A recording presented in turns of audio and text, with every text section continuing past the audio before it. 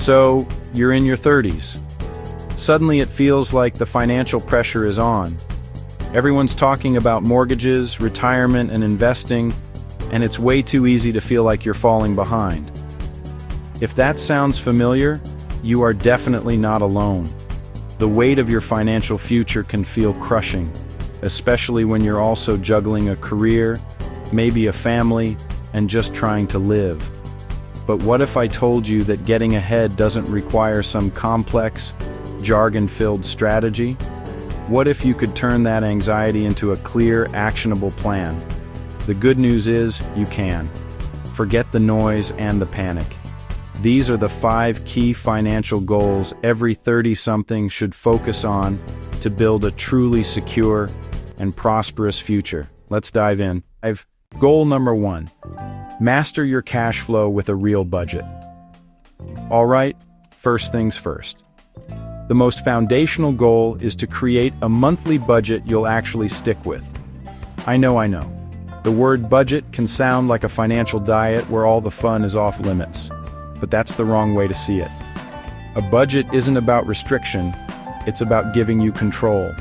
It's the single best tool for telling your money where to go instead of wondering where it all went. Your 30s are often when your income starts to climb, but it's also when lifestyle creep becomes a massive wealth killer. Without a plan, a new raise just gets swallowed up by more dinners out, a nicer car, or extra subscriptions, leaving you with nothing to show for it. A simple and effective framework to fight this is the 50-30-20 rule. It's popular for a reason. It works. Here's how it breaks down your after-tax income. 50% is for your needs. This means rent or mortgage, utilities, transportation, and groceries, the absolute must-haves.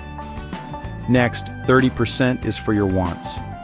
This is the fun stuff: dining out, hobbies, travel, and entertainment. This part is critical because it builds enjoyment right into your financial plan, which is what makes it sustainable. A budget that's all work and no play is a budget you're going to ditch. Finally, and most importantly, 20% of your income goes straight towards savings and paying down debt. This is the slice that builds your wealth. It's for your retirement accounts, emergency fund, and any high-interest debt. The trick is to treat this 20% as a non-negotiable bill you pay to your future self. Automate it. The day you get paid, set up automatic transfers to your savings and investment accounts. This pay-yourself-first method ensures your goals are funded before you even have the chance to spend that money somewhere else. Remember, your budget isn't set in stone. It's a living document that you'll need to tweak as life changes. The goal isn't perfection on day one. It's about building awareness and being intentional. This is how you stop lifestyle creep and put yourself in the driver's seat. Goal number 2, build a shock absorber emergency fund. Our second goal is to build an emergency fund that acts as a financial shock absorber. I'm not talking about a few $100 for a flat tire. I mean a safety net that protects you from life's major curveballs, like a sudden job loss, a medical crisis, or an urgent home repair. Without this fund, any unexpected event can force you into high-interest debt, or even worse, force you to raid your long-term investments, derailing your entire plan. The standard advice is to have 3 to 6 months worth of essential living expenses tucked away. Let's be clear, this is not 3 to 6 months of your full salary. It's the bare bones amount you need to cover your needs from the 50-30-20 budget: housing, utilities, food, and transport. If you have kids, are a single-income household, or have a less stable job, you should aim for the high end of that range, a full 6 months. If you're starting from scratch, saving that much can feel daunting. Don't let that paralyze you. The journey begins with a smaller, more manageable goal. First, focus on saving a starter emergency fund of $1,000. This initial cushion is enough to handle most minor emergencies and gives you the psychological win you need to keep the momentum going. Once you hit that $1,000 milestone, you can shift your focus to building it up to your full 3 to 6 month target. The absolute best place for this money is a high-yield savings account. This type of account is perfect for two reasons. It's liquid, so you can get the cash quickly when you need it, and it earns a much higher interest rate than a traditional savings account, letting your money actually grow a little while it sits there. This account needs to be separate from your everyday checking account. That little bit of psychological distance makes you less likely to dip into it for non-emergencies. Automate your contributions no matter how small they are at first. A steady automatic transfer each payday will build your fund faster than you think. An emergency fund isn't just about money. It's about buying yourself peace of mind. Goal number 3, aggressively eliminate high-interest debt. Goal number 3 is a total game changer for your financial freedom, systematically destroying your high-interest debt. I'm talking about credit card debt, personal loans, or anything with an interest rate that is actively working against you. Think of this debt as a hole in your financial boat. The longer you ignore it, the faster your wealth sinks. Every dollar you pay in interest is a dollar you can't use to build your own future. In your 30s, freeing up the cash that's being eaten by interest is one of the quickest ways to accelerate your financial progress. There are two main strategies for tackling debt: the debt snowball and the debt avalanche. The debt snowball method is all about building psychological momentum. You list your debts from the smallest balance to the largest, regardless of interest rates. You make minimum payments on everything, but you attack the smallest debt with every extra dollar you have until it's gone. Once it's paid off, you take that entire payment amount and roll it onto the next smallest debt. That feeling of knocking out debts quickly can be incredibly motivating. The debt avalanche method, on the other hand, is the most mathematically sound approach. Here, you list your debts from the highest interest rate to the lowest. You still make minimum payments on all of them, but throw all your extra cash at the debt with the highest APR. This method will save you the most money in interest over time because you're eliminating your most expensive debt first. So, which one is for you? It really depends on your personality. If you need quick wins to stay fired up, go with the snowball. If you're a numbers person who wants to save the most money possible, the avalanche is your best bet. Whichever method you choose, the key is to be aggressive. Look for chances to consolidate your debt, maybe with a balance transfer card that has a 0% introductory APR or a lower interest personal loan.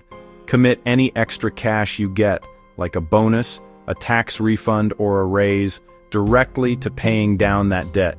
Getting out of high-interest debt in your 30s can unlock hundreds, even thousands of dollars in your monthly budget that you can finally put to work for yourself. Goal number 4, supercharge your retirement savings. This brings us to goal number 4, and it's one of the most critical for your long-term success.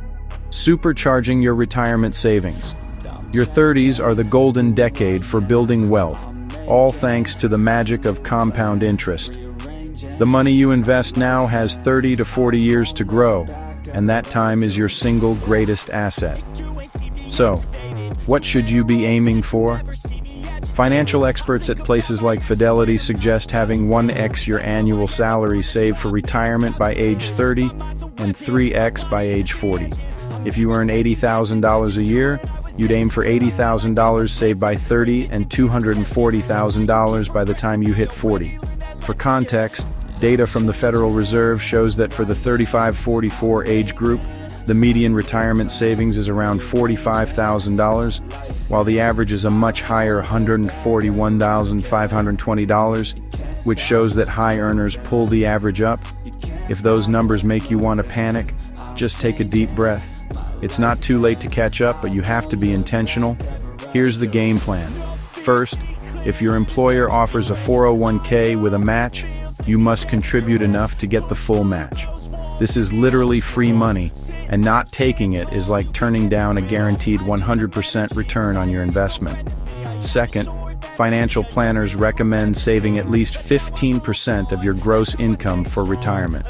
This can be split between your 401k and a personal retirement account like a Roth IRA.